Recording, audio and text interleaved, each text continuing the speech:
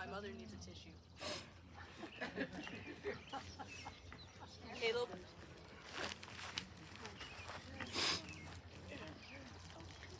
Give those to mother. Thank you.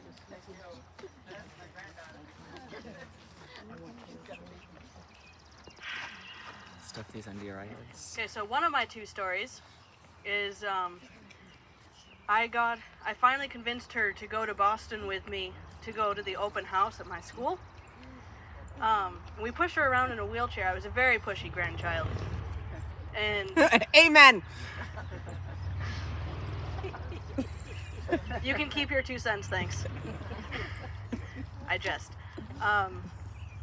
So I would push her ahead of Meme and Jeff because they were walking slower than I could push, and I had to keep up momentum because of all the bricks. She kept insisting we stop and wait for them.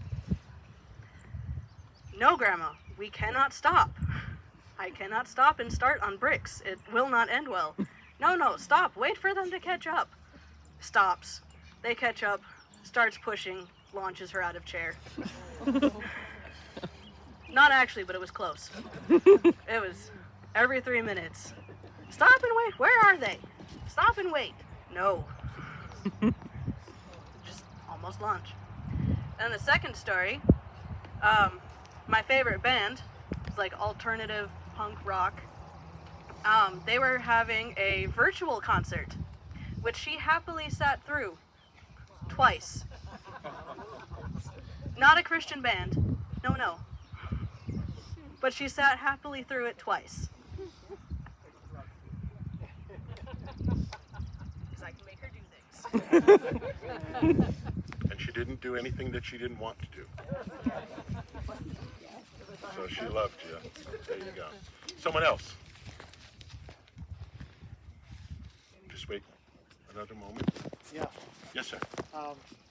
Back in 1958, I think it was when I met Janice LaDeau. I was a 6th grader in Winchendon. They had a Bible study for kids in their house. And I didn't know who it was, but somehow I got talked into going. Got picked up by someone, I don't remember who, and went down there every week for Bible study.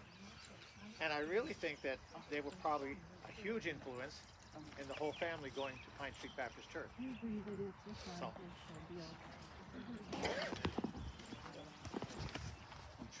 I am one of her grandchildren. I want to say the favorite part about that she loved was the lake. Grandma loved the lake. They had a little spot on the lake where all the grandchildren would play. We wrote a list. We wrote a list one day of when they passed away what each grandchildren was going to get. One person would get the sand, one person would get the dock, one person would get the raft, one person get the house. Yeah, we were fun kids. But she loved the lake. The lake was, I think, one of her favorite places. I really wish we got to raise our children there, but it was one of our favorite places. Yeah, there are a lot of stories about the time at Lake Watatik. Watatik? You can tell I'm not from around here. I think she liked being at the lake, but she could complain about packing up to go. But once she got there, she was fine. But Todd, there's a memory that Todd and I especially have. She was tired, but no one really wanted to leave. It was nice there. She was going to lay down in the car and take a nap. You know where I'm going with this, don't you?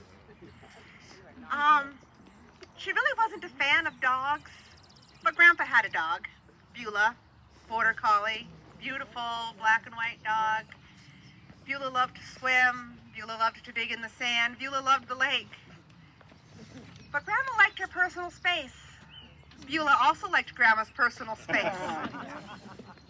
Grandma went in the car to lay down. And of course, when you lay down in a car, you leave a window open. Border collies jump. Border collie jumped through the car window. And in her sandy, wet mass of dogness landed right on Grandma. Oh, all us kids were dying laughing, but Grandma was using all her favorite swear words, which could be summed up in one. Richard!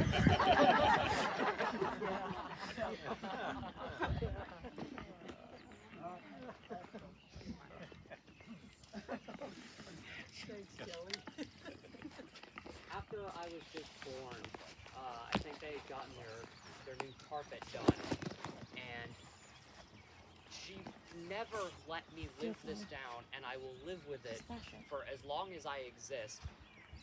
There's this one spot on the carpet where, as a baby, I threw up, and I stained their brand new carpet.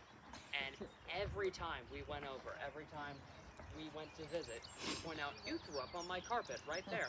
Even after they got the carpet replaced.